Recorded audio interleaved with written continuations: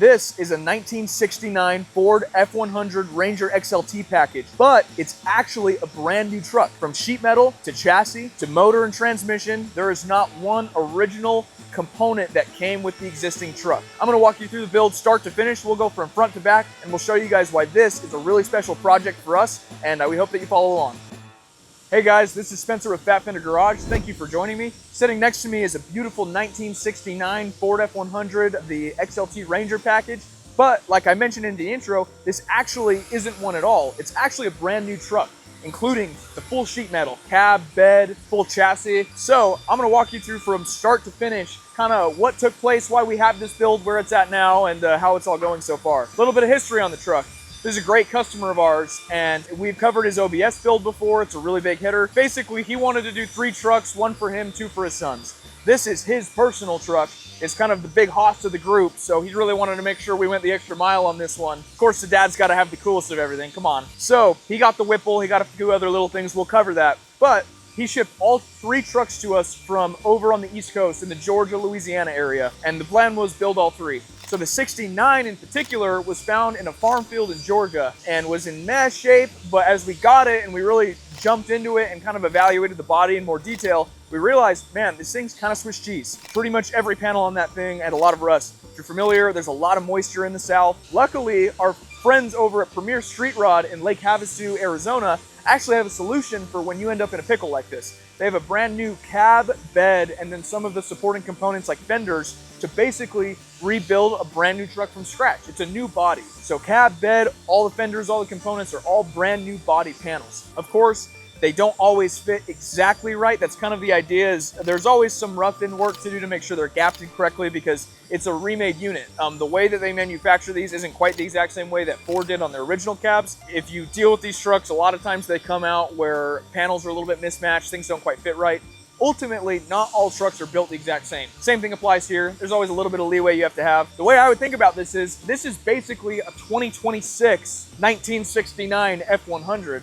And when you do something like that, sky's kind of the limit. You can build this thing exactly how you want. You have no limitations based on the original truck. To my knowledge, the original donor truck we were going to use was also a Ranger, and the customer really wanted to keep the Ranger element of it. So as we rebuilt this thing from scratch, wanted to make sure the badges were on there, really has that look that we're going for. So anyways, it turned out awesome. Paint is kind of a fan favorite. I'm sure you guys have seen this before. This is kind of a signature green for us. It's like our black to green shift color.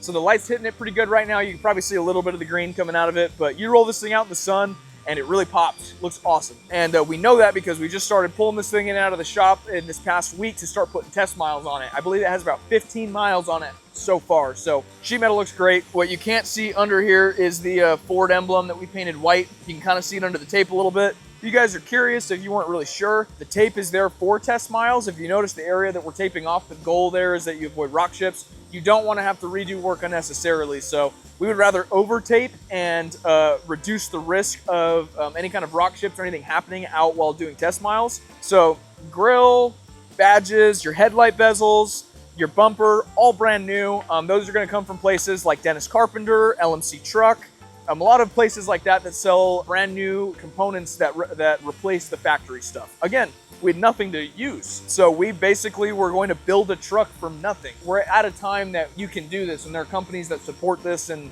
make it easy for you. So this is an even cooler part in my opinion. Again, I mentioned this is the big hoss trucks. So of his other 2, they just have traditional 5.0 Coyotes in them, but for this one, he had to go the extra mile and put a Whipple Supercharger on it. So that's gonna be your Gen 3 Illuminator Coyote, and that's gonna have a 3-liter Whipple on it. It's the Gen 5 or the Gen 6 Whipple. Kind of the norm for us at this point. If you followed our build updates, these things make about 750 horse out of the box. That's before headers, tune, and some of these components. So final numbers to be determined, but somewhere in the 750 to 800 horse range is probably fair to assume. Engine bay, still the works. You got the Fat Fender Garage ECU box. You have a brand new Optima battery in there, brand new Willwood master cylinder, and 7-inch brake booster. You're gonna have a custom cold air intake. That's a 5-inch intake, a Wizard aluminum radiator. This one is actually one that we're going to be coming to market with pretty soon, so keep an eye out for this. This is what we're calling the Beast Radiator. Don't know what the final marketing name for it will be when it goes on the website, but it's really cool. It's aluminum radiator, and then it's all of your built-in reservoirs for your intercooler. So this is where you'll have your coolant. We used to run kind of a reservoir over to the side on the inner fender.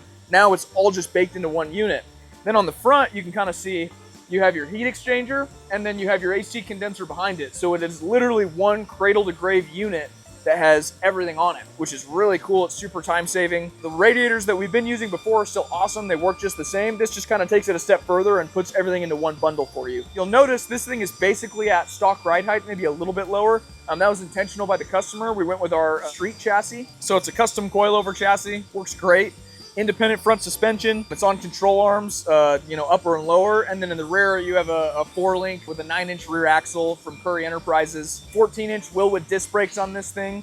Stops on a dime. For us, this is kind of the norm. So if you followed us, you're pretty familiar. But for any first-time viewers, this is pretty spec for us, if you will. Another kind of halo of Fat Fender that you'll notice is we have a matte finish on the inside here. We really like to go with a high gloss or a gloss exterior finish. And then when you get on the inside of the cab, the engine bay, we would like to do a matte because you're kind of creating subtle contrast without introducing a secondary color. So there's less risk that you're going to put this all together and something doesn't look right. Of course, there are builds we've done where we'll just go with a straight up black inner fender engine bay. But if we have the opportunity, I mean, it's really nice to add a little bit of contrast, but you don't always want to change or add a color when you don't need to. So engine bay wise, I think I've covered things pretty well. Stock hood hinges. So it's crazy to see that a Whipple Coyote and a 10-speed automatic transmission can fit within the factory sheet metal with 0 modifications. We've talked about that before, but like it really is impressive to see. Think about how much is going on in this engine bay here. There's so many things where the original truck, you might have had an inline 6, you might have had like a 360. It's just going to be a small block motor and really not a whole lot going out. Booster next to it maybe. So to cram as much as we crammed in here, make it functional, make it serviceable, and make it actually look pretty good, I think it's definitely something to be said just in itself. So that part's pretty cool. All right, so wheels. So these are Schotts Mark V concave V wheels. These things are sick. Schotts hooked it up. They make awesome wheels. And this was the truck to ball out for wheels like this. Like of the 3, I would say this one probably has the most pizzazz to it. If I were to kind of use that word. His other one's a white and green two-tone, the Boxwood green, Wimbledon white. It's a little bit more traditional. This one's got some flair. This one looks nice. So to me, might as well ball out, get the Schotts wheels, get what looks the best. So those are 20 by 8.5 in the fronts, and then we have 20 by 10s in the rear.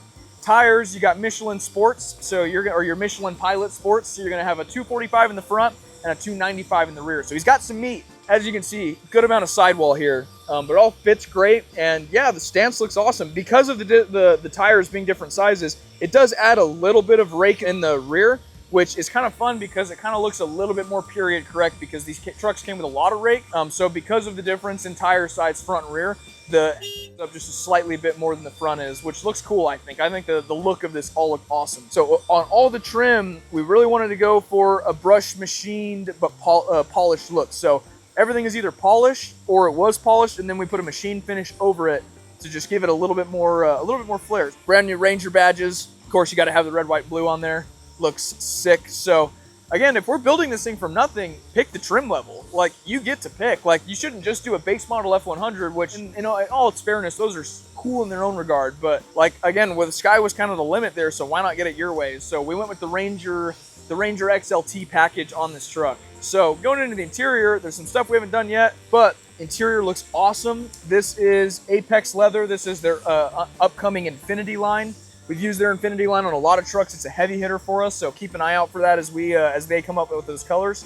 So you'll notice it's not quite put together yet. We're still in that kind of getting things buttoned up look, but the wood bed that we're gonna do, which I'll get to in a second, will match the darker of the 2 brown colors. Just some nice pop here, nice 2-tone brown, and then we put the burl wood in there because a lot of your Ranger XLT style trucks had that burl walnut, so we wanted to replicate that where we could. We did sound deadening membrane from Sound Shield to make a great product. We did jute pad, then we did your Apex square weave carpet. You know, matter of fact, don't take my word for it. Let's pop the door on this thing and look at it. Membrane, jute pad, then your Apex Ultra square weave carpet. I believe that is their ultra dark gray color. Floor mats in there, and then in the interior, Fat Fender Garage bench sheet. This is our tailor-made interior kit. So if you wanted to order an interior either just like this, or you wanted an interior similar to this, this is our tailor-made kit. This is a 2-tone interior. That's what we offer in that package. If you just wanted a 1-tone interior, we have signature kits, which is just the exact same thing. You just have a little bit less options to pick from. So if you're simple, you don't want to overthink it, go signature. If you want a little bit more custom, more flair, go tailor-made. So this is the tailor-made kit. So yeah, it looks awesome. So it's a full foam seat. There's no springs in there. It's all brand new. We had the bolstering in there for the most part because it's very rare for long travel you're going to have somebody in the third seat. It'll happen, and in the event that it does, you have that center section for a person. We also have a flip-down armrest in there that should have some nice little armrest. It's got some built-in cup holders, so if he's got drinks, he can use it. Otherwise, they're not just always in his space. Anyways, the interior team killed it. So it's got the full FFG audio kit in there. That's also kind of a new thing for us we've been selling, which is nice. So it'll come with 6.5-inch speakers. Those will go in the kick panels. Coaxial, they have built-in tweeters. They're really nice. And we got as shallow of a depth as we could, but we don't really like the full shallow ones if we can avoid them, just for overall sound quality and running power to them. You don't want them to short or anything like that. So there's a place for those for sure. We just don't use them often. In our kick panels, we have the, I believe they're the Morel speakers. We're gonna have two 10-inch subs behind the bench seat and a custom sub box. This thing's gonna bump, it's gonna sound great. We have the retro sound radio in there, so it's got more of a classical look to it, but it's fully functional, Bluetooth radio, the whole nine. And then below it is going to be the AC controls. So that's all a Restomod Air kit that we make using their components. So if you look closely at the bezel, we mirrored the bump side line. So basically the body line inside the bezel. So it matched with the look of the truck. Full AC system, fully modernized cab. He's going to have all of his AC, heat, cool, everything you'd want out of a modern truck, which is super sweet. Wood bed is the next phase that we're getting to, and kind of the last phase. So we use this as a protective for when we put miles on it. So the goal of this is to cover all of the essential components and keep them protected, so we can go put miles on it while we're waiting for wood bed. So like I said, it'll match the darker of the two brown colors on the inside of the interior. And then I'm not 100% on this, but we'll likely have polished or brushed bed strips in between the wood slats. That would be my assumption. I'm just speculating here. So on the bed side, for you enthusiasts out there, you probably would have picked it up, but measurements are spec. There's no raised wheel tubs. They're not widened inwards. The bed hasn't been raised. Like, this is a full truck bed.